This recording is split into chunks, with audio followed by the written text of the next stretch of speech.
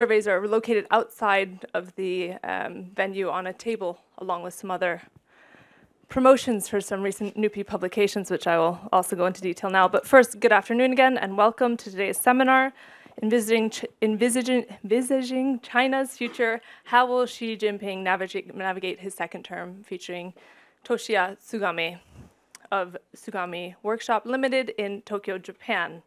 My name is Renjani Lindgren, and I am a research fellow here at NUPI working on issues related to international security in East Asia, and it's my great pleasure to be chairing today's seminar. Today's seminar is part of NUPI's Modern Asia Seminar Series. We have had a sequence of seminars in this series over the past couple of years, and I'm happy to announce that we will also have another seminar in this series tomorrow. It's rare that we have two Asia-related seminar series in a row, but tomorrow we will be discussing the US and North Korea with some of our in-house experts. Same room, only the time's different. It's a little bit later in the day, 3:15, and it will feature collaboration with the Nordic Institute of Asian Studies out of Copenhagen, featuring Geir Helgesen, the director there, and also Asia Network, the Norwegian network for Asian studies. So I hope that some of you who are interested can look at our webpage about that upcoming seminar as well. It's Cyber Monday, so in keeping in good Cyber Monday tradition, I thought I would also promote a recent book that we have published here at NUPI, which is now on super discount today. I think it's 50% off. This is a book called China and Nordic Diplomacy, and it features some of NUPI and Norway and the Nordics' leading scholars talking about China's relationships with the different Nordic countries. 5 chapters on that, as well as a chapter on the Belt Road Initiative, and also a chapter on the 5+1 model that is being modeled after the 16+1 model on how the Nordics can engage more closely with China. So if you're interested in this book, it's also outside along with the flyers, along with the survey outside of the room. You can get the discount code and learn a little bit more there. Probably first I should have mentioned that we're all on YouTube right now, and will be, for the rest of the seminar. So this seminar is being live streamed and will be accessible afterwards on YouTube as well. And also, I would like to mention that the seminar will last about an hour and a half. We will begin with a presentation from Tsugami-sensei.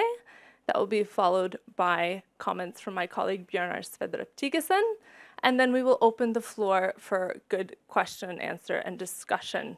There will also be a session for journalists. I know there are quite a few journalists in the room interested in interviewing Tsugami-sensei and Bjørnar after the meeting, and that will also take place here in the same room following the seminar.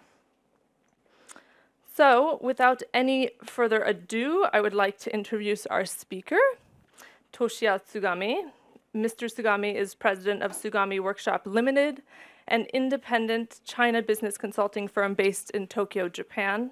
He is a graduate of the prestigious University of Tokyo Law School, and he also served in Japan's Ministry of Economy, Trade and Industry, also known as METI, and in that role he was an observant of China's WTO negotiations, the entry negotiations.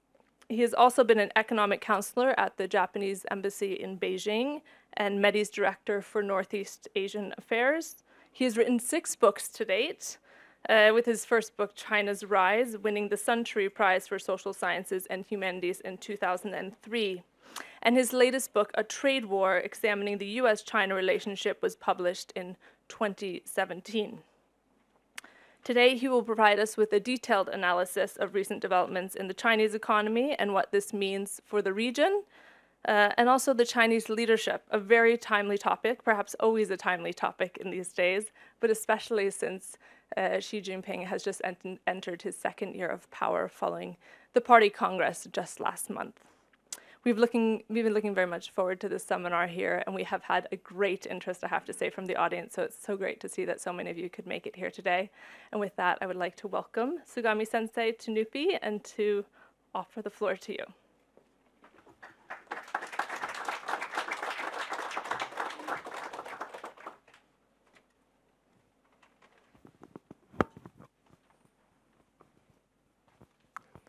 Good afternoon, everybody.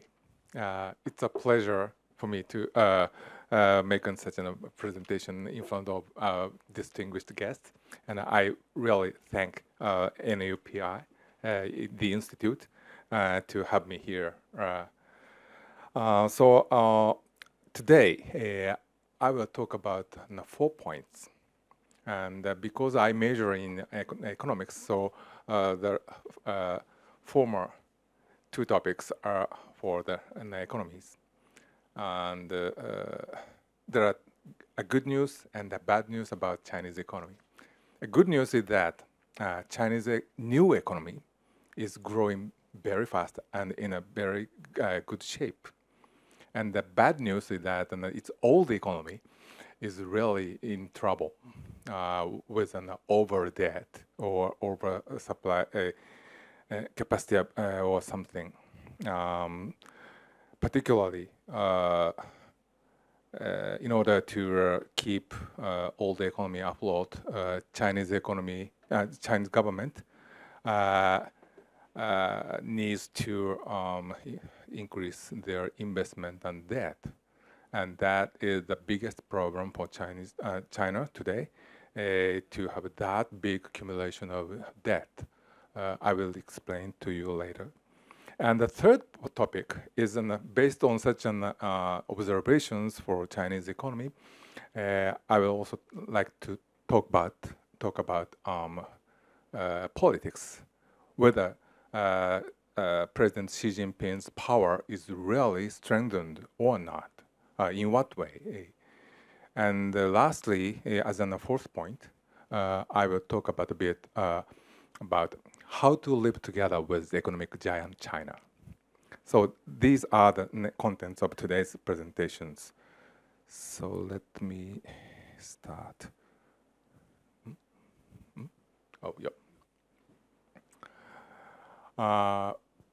In year 2008, the global economy has experienced a so-called Lehman Brothers shock.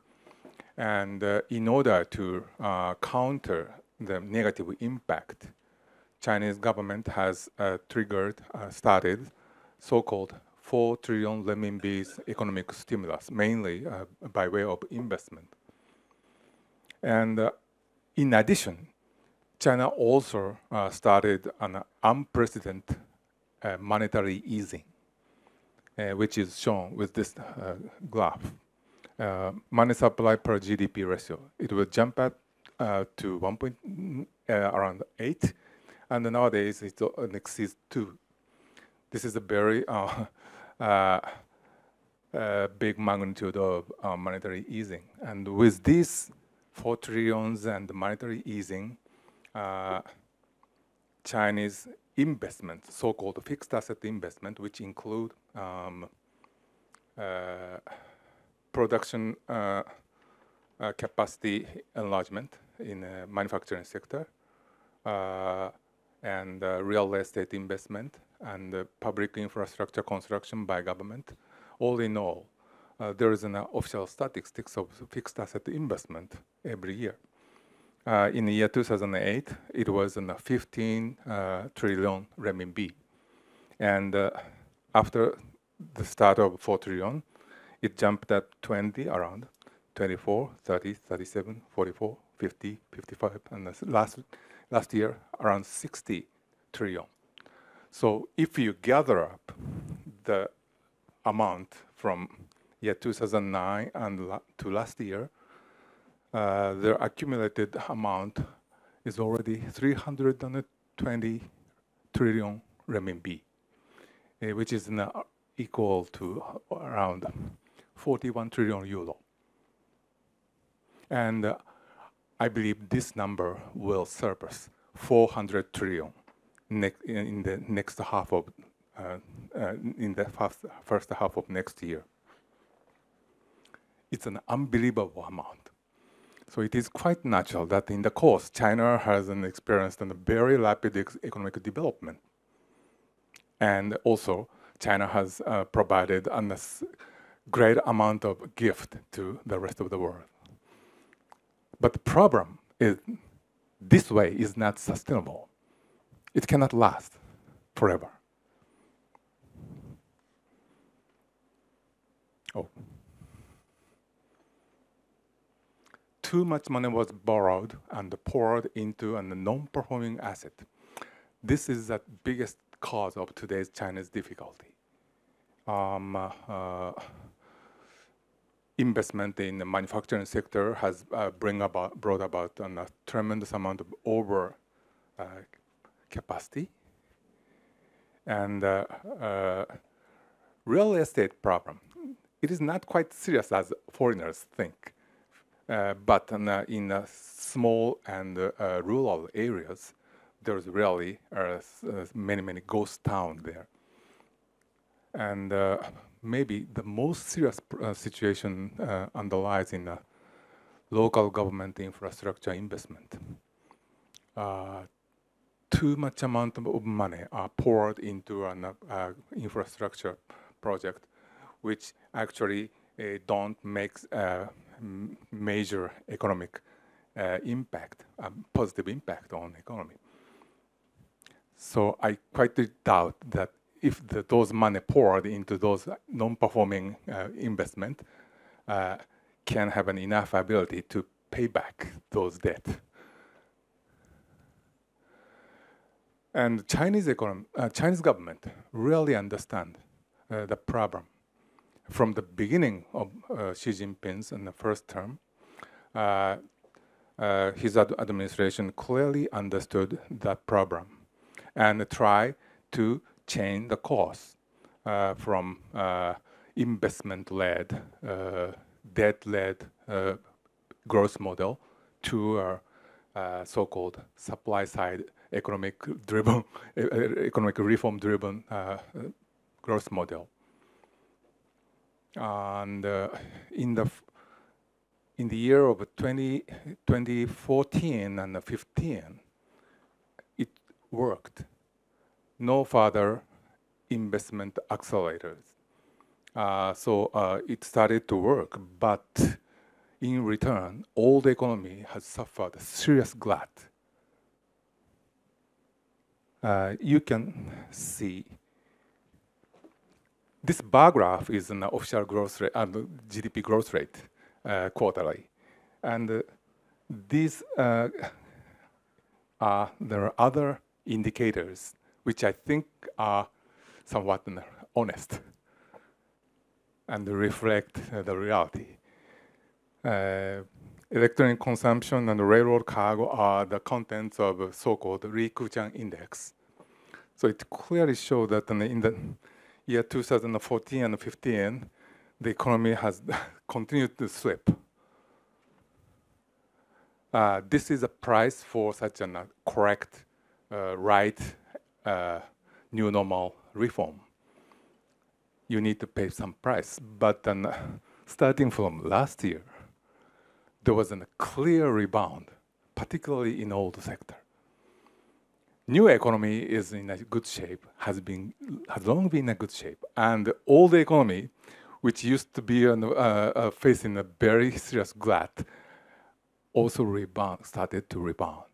So today, Chinese economy is in a very good shape.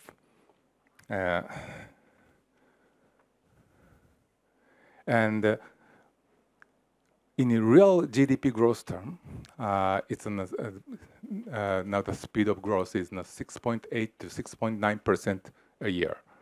But very few people look at the nominal growth rate. In nominal GDP growth term, in the first half of this year, it exceeded 11%. Chinese economy is now and has a $12 trillion of magnitude, and this giant entity has recorded in a nominal term more than 11% of growth. Today, world economy is relatively in a good shape, and the share market everywhere is in a very high status. But then I think one of the most apparent cause of such an economic boom, I think it's thanks to locomotive China. But the opposite is also true. If Chinese economy slows down, then the rest of the world of the economy, world economy, will also slow down, maybe more rapidly than in China. So now we are enjoying the Chinese locomotive functions, but if the problem is that it cannot last forever, then we need to prepare for that. But this is a real problem. And when new normal, Xi Jinping administration's original economic policy worked, it slipped down. But then starting from last year, the rebound was caused by government-led investment. I was very much puzzled. Have you already abandoned that investment-driven policy? But again, they put an investment accelerator. It doesn't make sense to me. And IMF, the fund, monetary fund, has long been worried about the Chinese rapidly growing debt problem. And in last year's Article 4 consultation report, they made an unusual warning to Chinese government. If you downgrade the growth prospect or growth target that you committed some 5 years ago, then Chinese economy may face a hard landing in near future. And they advised to downgrade the economic growth as such. But with this less than 6% of growth, if China follows this advice, then China will not be able to reach the target of doubling the GDP in the year 2020. This year's report of IMF gave up this advice. If this is because IMF thinks that, we have underestimated China's growth potential, it's okay. But then the reason why they give up to make an advice is because they think even if we argue, China wouldn't listen, okay? But they still think maintaining such a high growth target is a bad idea. And the price of such an policy comes in the form of very high, very big government deficit. If China follows the last year's advice, then the level of government deficit of China will gradually decrease. But with today's policy, it will even above 12% of GDP. This is not a joking number. Every year, China has produced new more than 20% of GDPs of government deficit.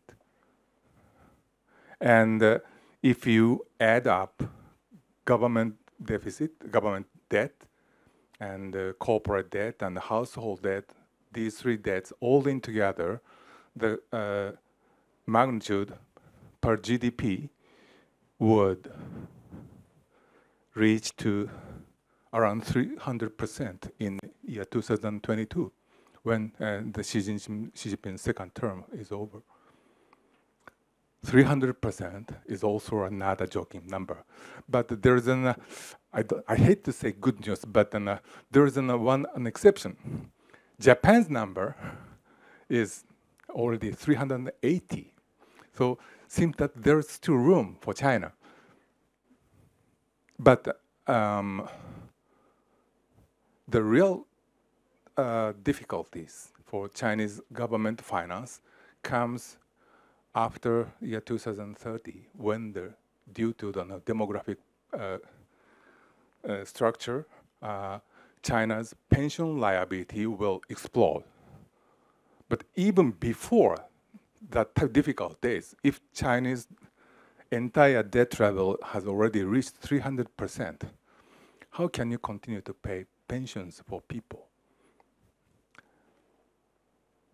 President Xi Jinping has declared on the renewed Chinese dream in the latest Party Congress. And he reiterated the target of the year 2035 and around the middle of this century. But I really doubt if China continues this trajectory, such a glorious future will not come. The more you do this, the more you sacrifice the future. The reason why IMF warns as such is because looking back in past economic history of the world, such a rapid increase in such a rapid increase of this ratio will be followed by hard landing. This occurs because too much money is borrowed and poured into an investment that cannot make cash. So as a result, debt redemption is very slow, and the number of the amount of accumulated debt will soar. And if interest rate is high, then there will also be a snowballing effect. And more newly borrowed money are allocated to refinance of the existing debt. This is a textbook case of Ponzi scheme. So that's why IMF warned it is quite dangerous. But I have a slightly different view on that. It's an honor that Japan is also listed as a past failure, example of past failure. But if you look at Japan's trajectory, I don't think this is a hard landing. This is a gradual landing or soft landing. The reason why is Japan has made a tremendous amount of public work construction after the bubble burst. And thus, Japan had successfully maintained social stability, economic stability. But the price for such a policy was a soaring government deficit. So looking at today's Chinese economic situations, it makes me feel that if China is following Japan's past trajectory, Chinese people have tremendous amount of times have said that China needs to study Japan's lessons.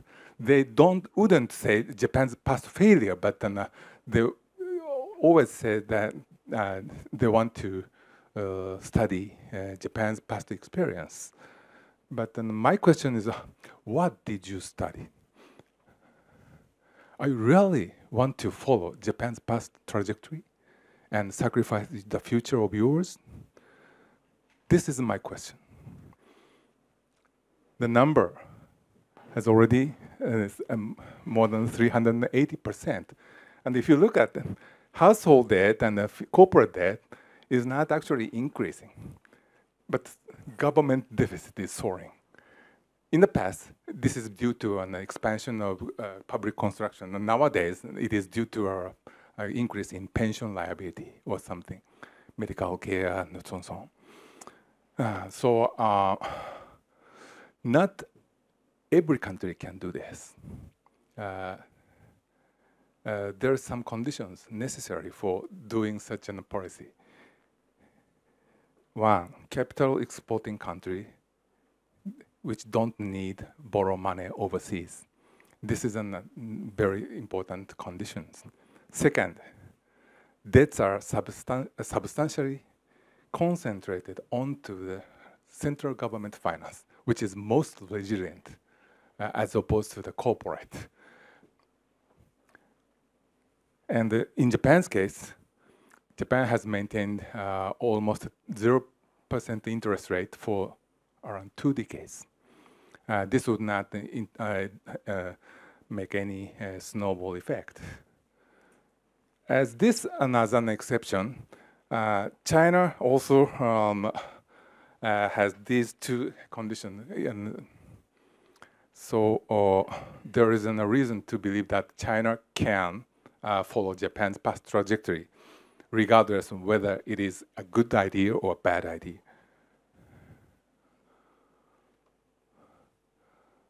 Recently, a Chinese scholar who is now teaching in Fudan University wrote a very excellent works, China's Guaranteed Bubble. This book argues that the reason why Chinese bubble has yet burst is because there isn't a powerful government's implicit guarantees around everywhere. But as a result of such an implicit guarantees, people recklessly take more risks because they firmly believe that even if they make a loss, government can save us. So they become much more and more reckless. And for example, people invest in real estate, not because they are very confident about real estate market future, but because putting money on real estate is most safe, the safest way under such an economic untransparent economic situation. Because local government would not let their real estate market to collapse. They will make every effort to block such a sharp fall of real estate price. That's why, even if there is, in a worst case, you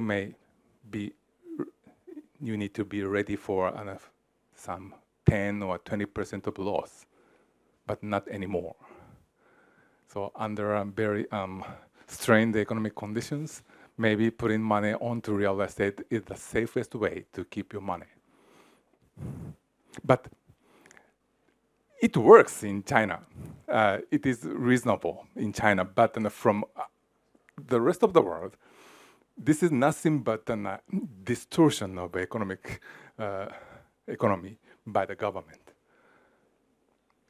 I sometimes make a comparison between human body, investment bubble. This can be compared to having a rotten food, and you will soon be faced with vomiting or diarrhea or something. But from a different angle, although these are very tough, but from different angle, this is a normal reaction by body to put toxic matter out of your body. But China takes very strong medicine to block such a vomiting or diarrhea. It's good that you don't face these things, but in return, you still keep those toxins in your body. And what is worse is you are still eating. So in the long run, continue to avoid such a bubble or burst. Maybe it's not a good idea. Sooner or later, you need to put those toxic matters out of your body. Otherwise, your health will continue to be sacrificed, continue to suffer. This is a story about renminbi devaluation and so-called capital outflow. But due to the time strength, I need to stress one point. The situation here is totally different from Asian financial crisis some 2 decades ago. at that time, foreign investors have suddenly pulled their money out of Thailand, Indonesia, and those countries' economy has collapsed. But in China today, it is Chinese people or Chinese companies who pull the money out of renminbi and convert this money into a foreign denominated asset. So China has experienced an $1 trillion of decrease in their foreign reserve. But at the same time, privately owned foreign denominated asset will increase more than 1 trillion. So this is a movement from, in a sense, from government to private sectors. So the situation is totally different. So I don't think China will collapse due to this monetary outflow or something. But it surely reflects Chinese people's anxiety. Maybe renminbi exchange rate will be much cheaper than today. So it is the best way to keep your asset is to look for any ways to convert your renminbi denominated asset to a foreign denominated one. But in recent days, 1 or 2 years, Chinese capital control has been strengthened very much. So you need to say farewell to renminbi internationalizations. The situation is already back to 10 years ago. Otherwise, China cannot keep renminbi stability. Without such a capital control, more and more Chinese people will bring their money out of your country. So it is also necessary to keep the global economic stability. Please keep stability. And party congress is over. So everybody is interested in what will be the future trend. Last weekend, there was a sudden fall in Chinese share market. At the time, I was in London and asked by CNBC people to make a comment in their broadcasting. I'm not quite sure. If you look at the PMI index, there is not still any clear sign of downfall. Let's see. This is a bond yield, which is actually the interest rate, long interest rate. It is continued to rise. Maybe it is the Xi Jinping government intention to keep control on the monetary expansion. Maybe all the economy will again face difficulties, but in a more gradual manner.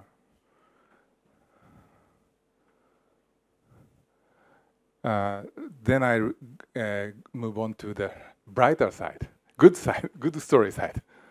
I summarized this bright aspect into an IEB.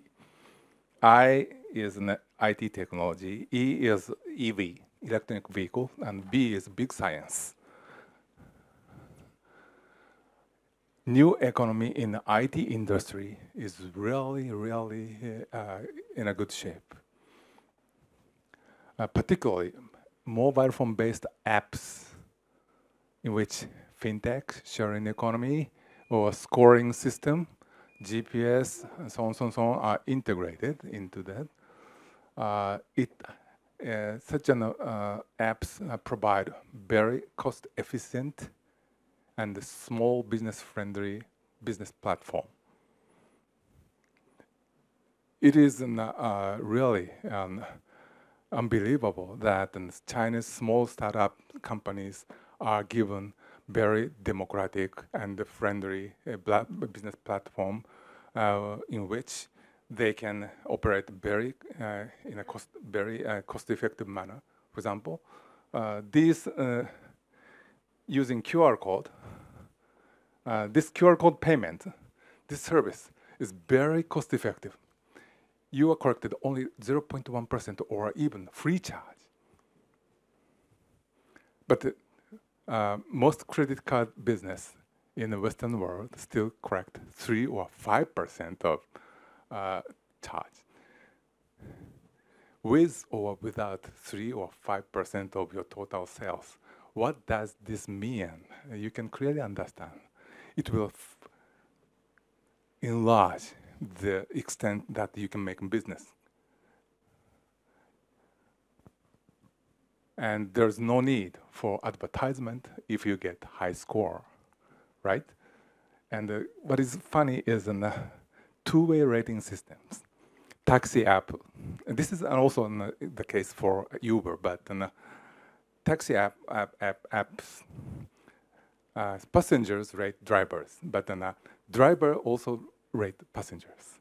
So nested passengers, if they want to look for a taxi, why I cannot make I can because your rating is that low, no driver can respond. So with such systems, Chinese economy is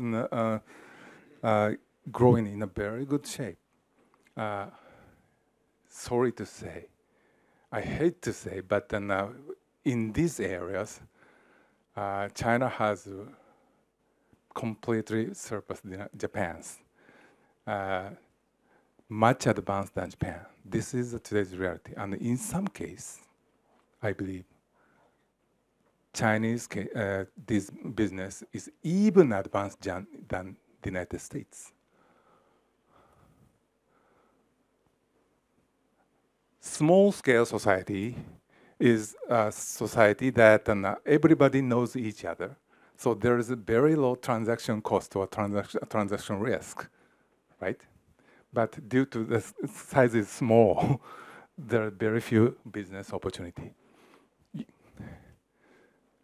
Mass-scale society is the opposite. There are many business opportunity, but dealing with stranger is too dangerous. So there's such a kind of trade-off. That was the past. But with very effective scoring systems, maybe there is a chance to overcome such an asymmetric information problem. For example, Alibaba has started online microfinancing services. And suppose a farmer wants to borrow a small amount of money to buy feed or fertilizer. If he applies, then in a good, if in situations is fit, he will immediately receive that money in his account, because the decision is made by AI, artificial intelligence. Is it safe to do so? No problem, because they have every business transaction record. His sales to customers are all through Alibaba's B2C site, and his purchase is all through Alibaba's B2B site. So every transaction record and how his the sales goes, and so on, so on, so on. Every data is in the database of Alibaba. So there's actually no no significant business risks. This is thanks to the width and the depth of database. In establishing such a powerful big data database, I think Chinese companies have already surpassed the US counterpart like Google or Amazon. By doing so, maybe the future economy will be changed due to this pick and choose. many business models and many business opportunities can be chased with very low transaction risk because your database is sufficiently large. Of course, not 0%, but in a very low risk, it can be possible. And there are also very excellent companies like Huawei or DJI, drone manufacturer whose world share is 70%. And recently I heard a very interesting word, digital Leninism. One party rule powered by digital technology. It's quite funny, but then it's also somewhat scary. With these things, or this Alibaba's new service is a scoring system of to what extent you are creditworthy.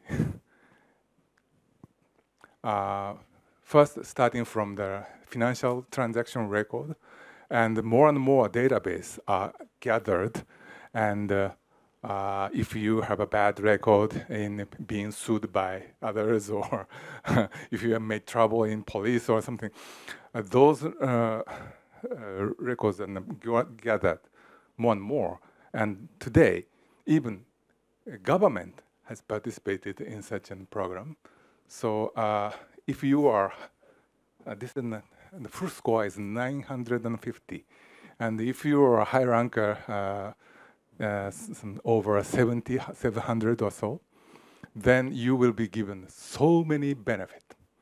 No need to put a deposit when you stay at hotel, but not limited to such an economic staff. You can go through a specialized security lane at the airport if you are a high ranker, and the Singapore government can give you a visa without any qualifications if you are a high ranker. So more and more benefits are given to such a high ranker. And the opposite is also true. If your rate is very low, maybe it's very difficult for you to have a good job, or if you want to marry a female, her father would make a strong opposition if you are a low ranker, and so on and so on. So this incentive system or disincentive system may change this society, Chinese society. And if these systems are gathered with an official one, I'm not sure whether this will be the future of humankind. It makes us remind the 1984 by George Orwell. It's a very I'm very much scared with this aspect, but maybe there are huge benefit and very safe and cost-effective, and so on and so on. So with that substantial, with that big benefits, maybe future people will tend to lean in such a digital world. I'm not sure, but such an experiment has already started, not in any part of China or the world, but in China. This is very, very incredible things. And EV, China has a very big ambitions to be the world leader of leading EV industries. Man-made market may work. And big science. Chinese R&D expenditure is also grow rapidly, and there is a science citation. A good science literature are quoted many times by other scientists, right? So this is an statistics about the top 10 scientific literature which are quoted very highly. And in some areas like computer science, mathematics, or chemistries, China's these literature's share has already surpassed the United States. And the most successful big science we can see China's air or astronautics industries. China will soon send a human to moon, and there's also a space. How to say this? Space lab or something. Only by China, not an international corporations. Wow. So all in all, not all is bad for Chinese economy. There is a brighter side and there is a dark side, both. So let me go on to the third point, political aspect. I think there are very contrasting situations. On one hand, in the area of foreign relations or defense or national security, I really feel that China, Xi Jinping's power has been strengthened. But in economic policy, I don't think his power is that strengthened. Quite contrasting, I think. The reason why I argue that in foreign relations and Xi Jinping's power has been strengthened is because in the first term, Xi Jinping has successfully shot down 2 uniform bosses, right, as an anti-corruption campaign. And in addition, Xi Jinping has strengthened his control over PLA.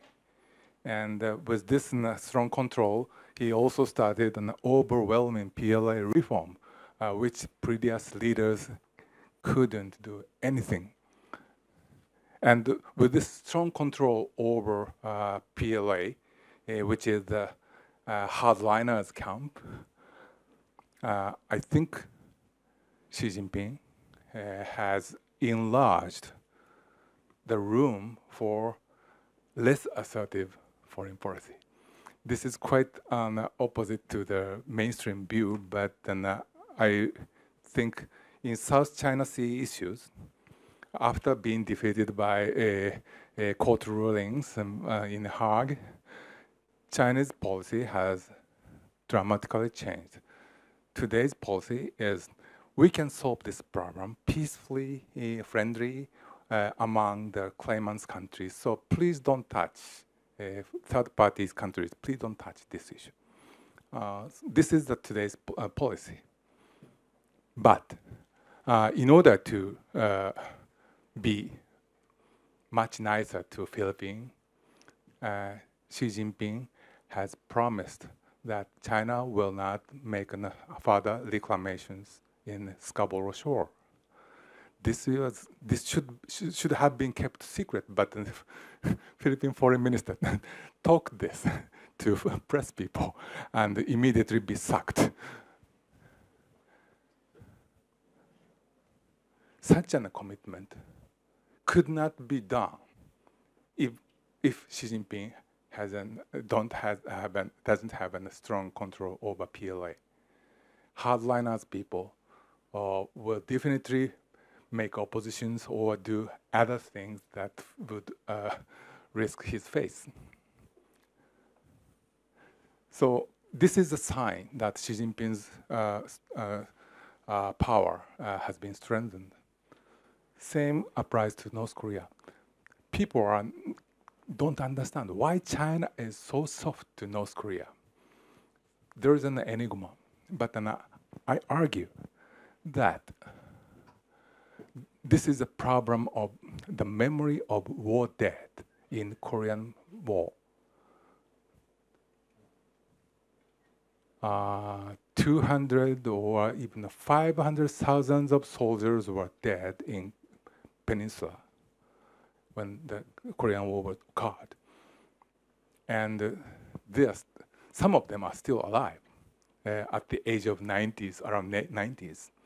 And if they listen some ill speaking of North Korea, they are very much angry. Are you saying that my dead friends are all died for nothing? So this has formed a very strong taboo on North Korean issue. And previously, no leaders can challenge such a taboo. But then Xi Jinping, on this issue, he is a revisionist. He tried to change these narratives, traditional narratives. Although any concrete outcome has yet emerged, but then under the table, a big change is being made. Recently, Chinese foreign experts started to argue that China needs to cooperate with the United States. China needs to prepare the collapse of current North Korean regime or something. It is 100% contrary to the original traditional narratives. The reason why these experts can say so is they think Xi Jinping is behind us. So previously, China can cooperate with the United States and attack North Korea jointly. It is 100% impossible, unimaginable thing. But from now on, we shouldn't deny 100% the possibility. In a situation where any other, there's no other way out, maybe China will resort to the last resort. This is also something that you cannot do without strong control over PLA. So in this sense, we can observe some strengthen the power aspect. But talking about the economic policy, in the first term, I would say economic policy in his first term is simply was a Dutch role. This is an investment-led, high growth-oriented factions, and this is a reform-oriented factions.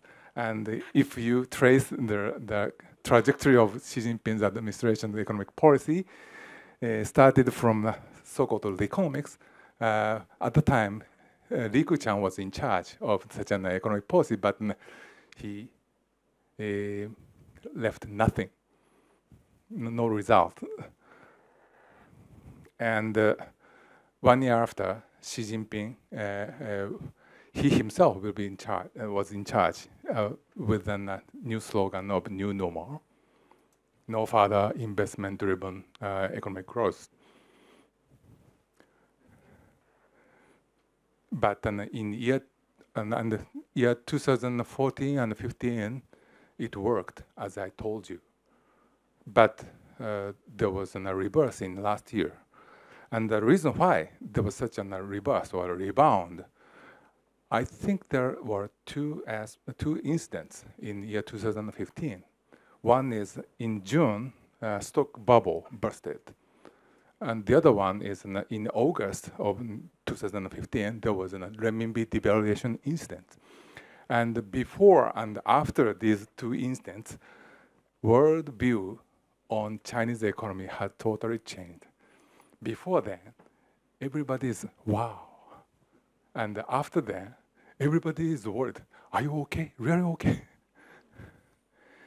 Such a dramatic change has made Chinese top leaders very much worried about their reputations. And it has something to do with the reverse. This is my reading. But this is a total denial of new normal. And in his second term, he need to restart his trial for reform, supply-side reform-led economic growth. But from the worsened situations. So from this, I argue that Xi Jinping's power is not that strengthened in economic policy. So after the party congress, some argue that he will definitely make 3 terms or even lifelong president or something, but I don't think so. Much depends on how things goes in his second term. It's still an open question. Lastly, let me talk about how to live together with China. I have several concerns. It is really a good thing that the rest of the world have been given that economic gift from China's growth. Thank you for China. But on the other hand, there are some concerns. Today, let me take 2 issues. One is a Korean company, Lotte. This company was bullied severely recently. And the other one is there's a port in Sri Lanka named Hambantota. This has something to do with an aid loan.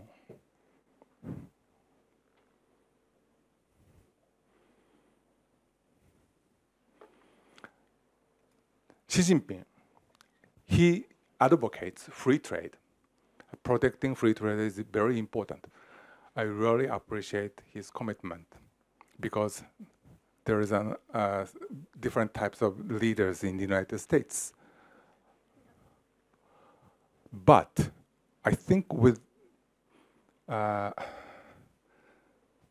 these things, his commitment is,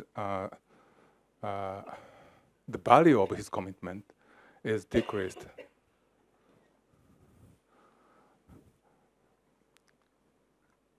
Korean Lotte, this company was bullied, faced with a boycott in China because this company has transferred their land to U.S. ballistic missile system THAAD, which China strongly opposes. Boycott has long been a tradition of China. When China was very weak before the war, there's only one measure for Chinese people to express their protest or something. But today China is not weak. Number 2 in size and the maybe most powerful government economically. So boycott by such a country, I think, is a coercion under the meaning of international law. Force others to obey your insistence. I don't think this is in line with an international law.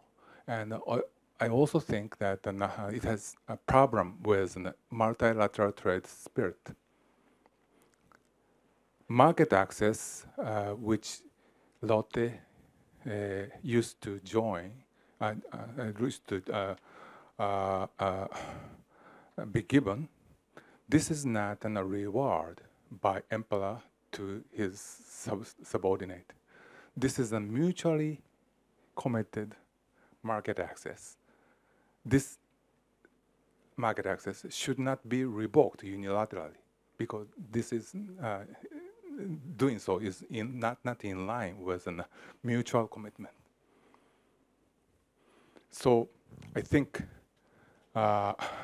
from now on, whenever China recourses to such an economic coercion, the rest of the world need to say, this is now no good in one voice, because China wouldn't listen to a country's criticism, but they tend to listen to the international voices. So we need to tell China that such a boycotting and today is no longer appropriate.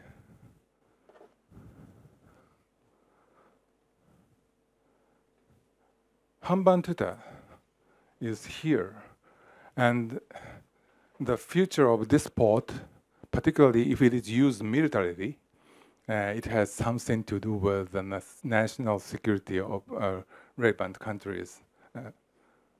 It seems that from 10 years ago, China has started to give loans to Sri Lanka, and Sri Lanka cannot pay back these loans. And in order to protect their claim, China was given 99 years of lease of that port.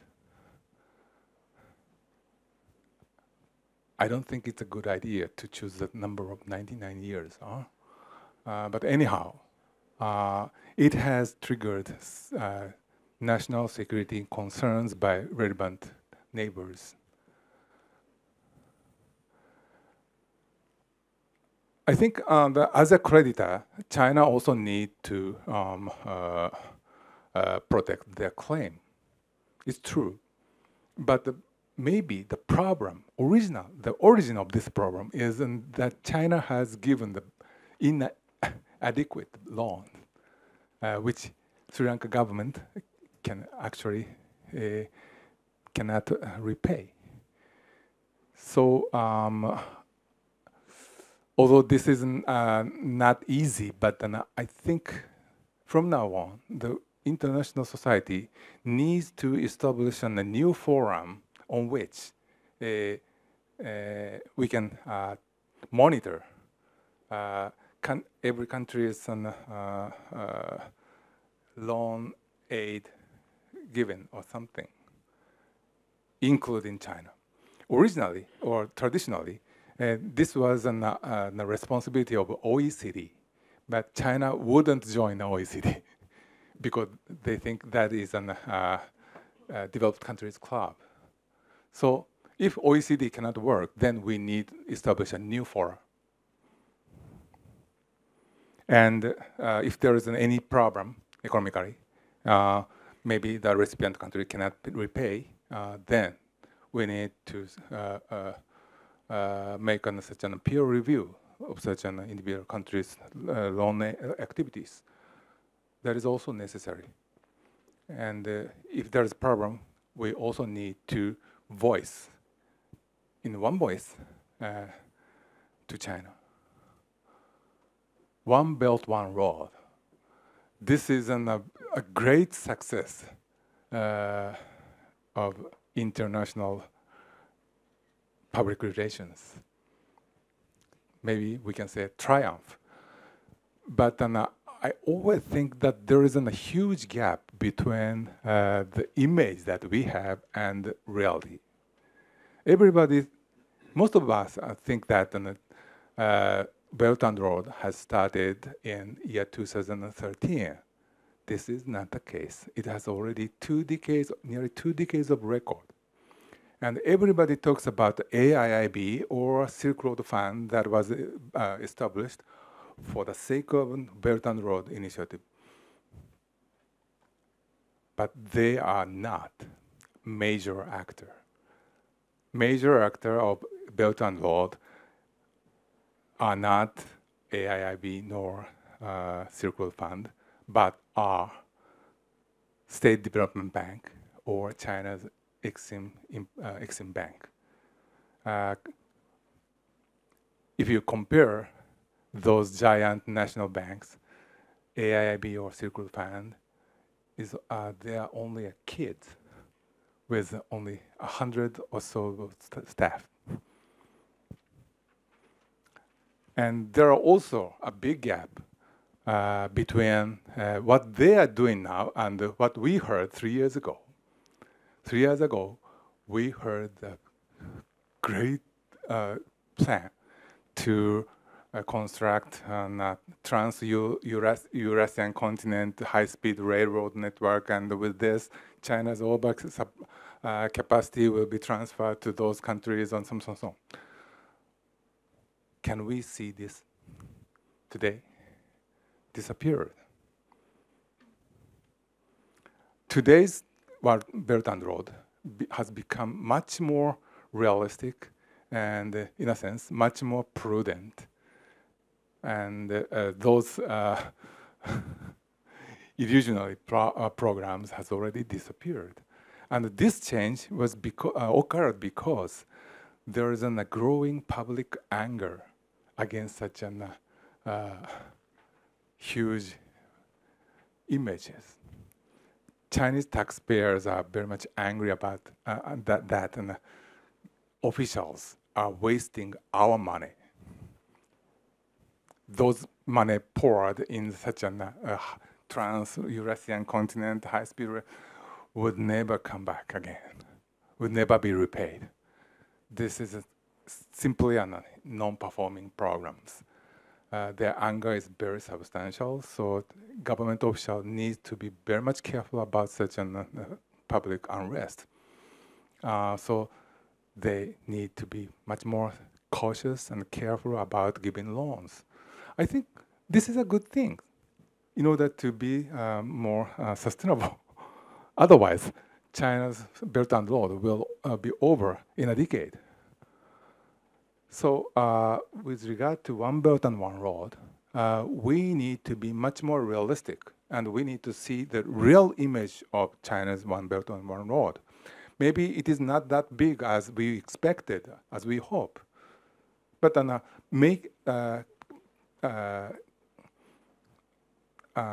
do you say, maintaining economic viability. This is important for both. And only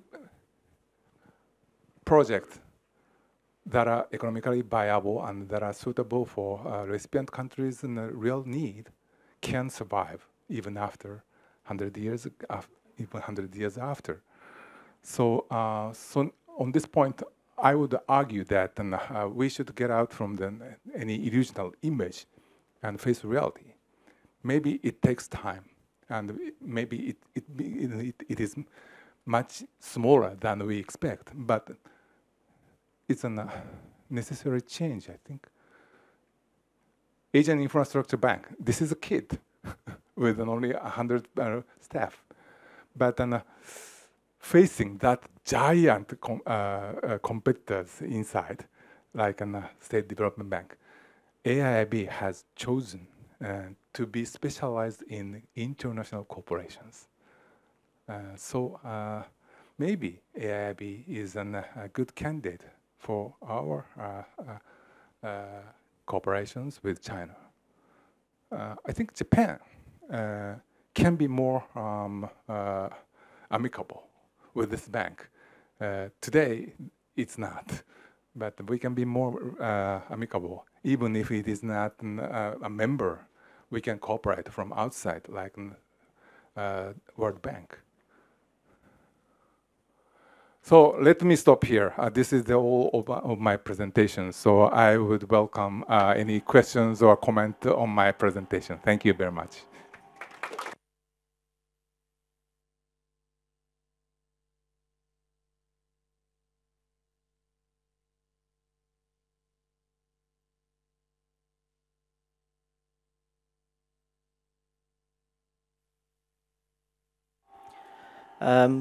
Thank you so much, Tsugami Sensei, for what is I think an extremely comprehensive and thorough overview of some very, very important questions that matters a lot also to us here in Norway.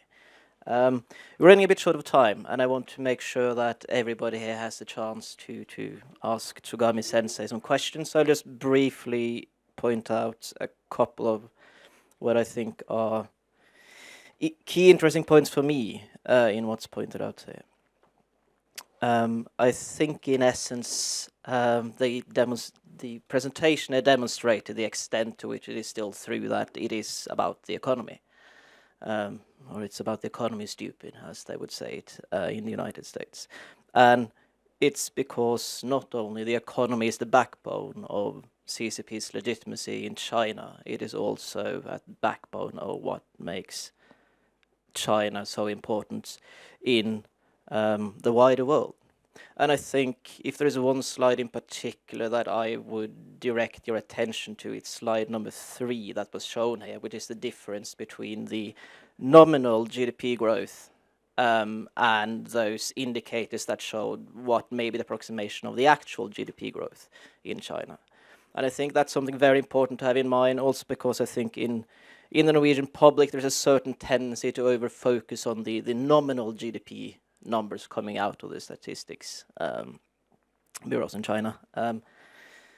You can say a lot about the SSB case, and it's been said a lot about the statistics bureau in Norway over the last couple of months, but one should not conflate the SSB in Norway with the statistics coming out of China. So that's one thing to keep in mind, particularly given the economic challenges that China faces.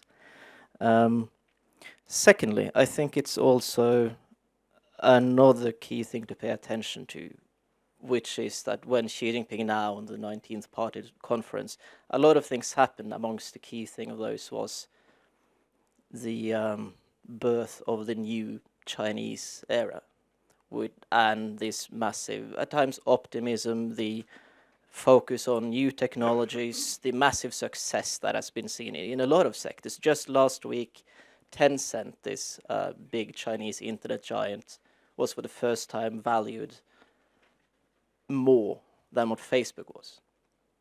Important thing to keep in mind, but also very important, as has been sort of forcefully demonstrated here, that even in this new Chinese era, there are a lot of old economic problems that still needs to be addressed. And I think in the years going ahead, these two, as you say, the dark and the light side of the Chinese economy, how they play out in Chinese domestic politics and in international politics, how China seeks to overcome some of the structural problems through the fourth revolution with digital technologies, and also, to an extent, digital control of populations. I think that will be one of the great spectacles over time to watch.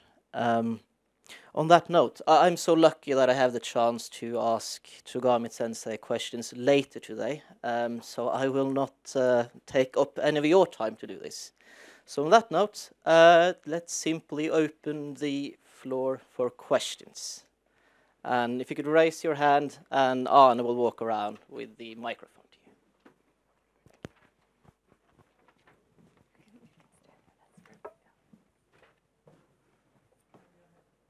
Yes, questions from the audience. If you could affiliate yourself. Yes, in my name ask is a Lars question. Nordbakken from representing Civita.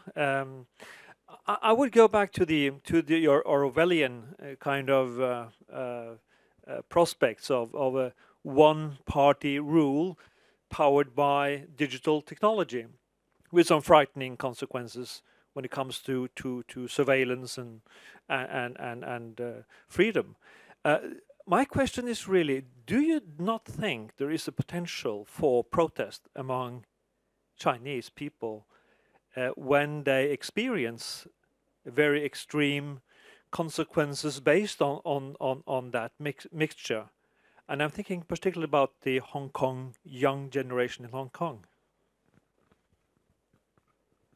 Thank you.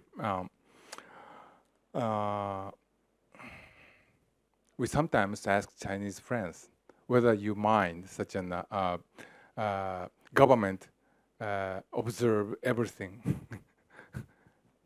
If they mind such a situation, but most of them told me that they think they are protected.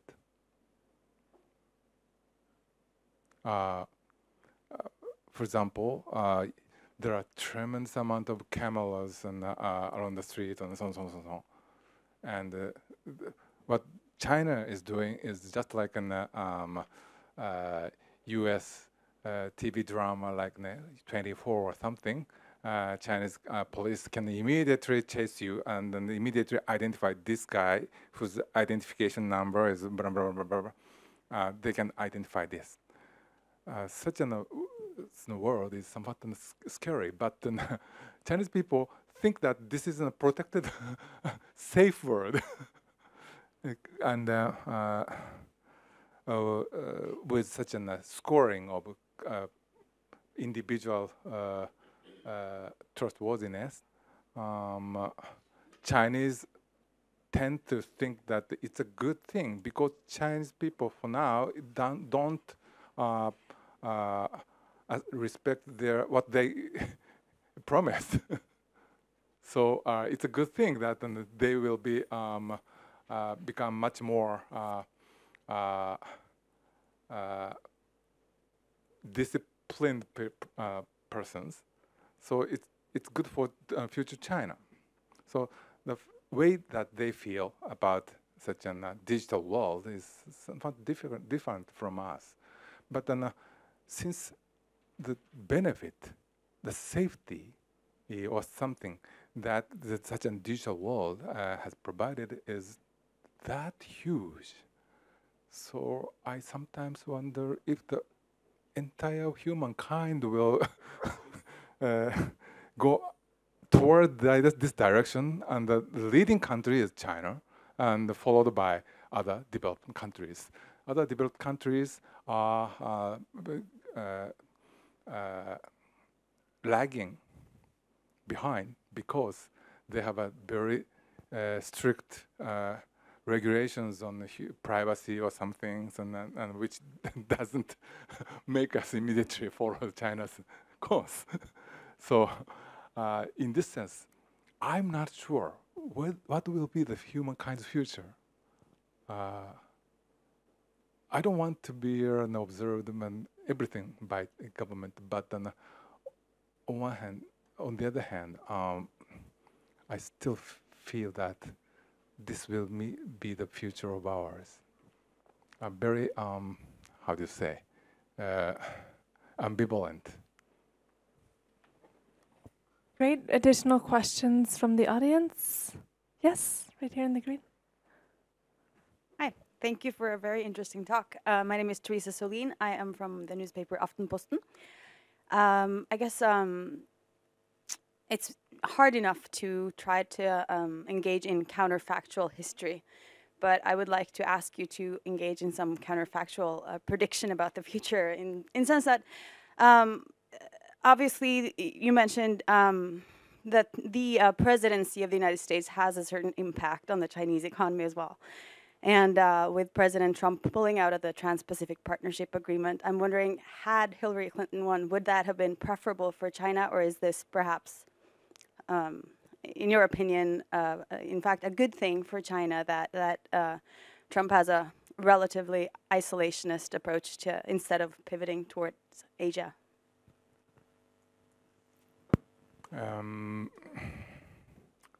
Although TPP, the joining of the United States to TPP was occurred when Hillary Clinton was the state secretary. But I presume that if she won, then she also would oppose to the TPP. So. We need to think that the majority in the United States don't like agreement like TPP. This is an American reality today. Maybe this is a kind of a deterioration of American hegemony or something, but this is the reality of today. We need to face that.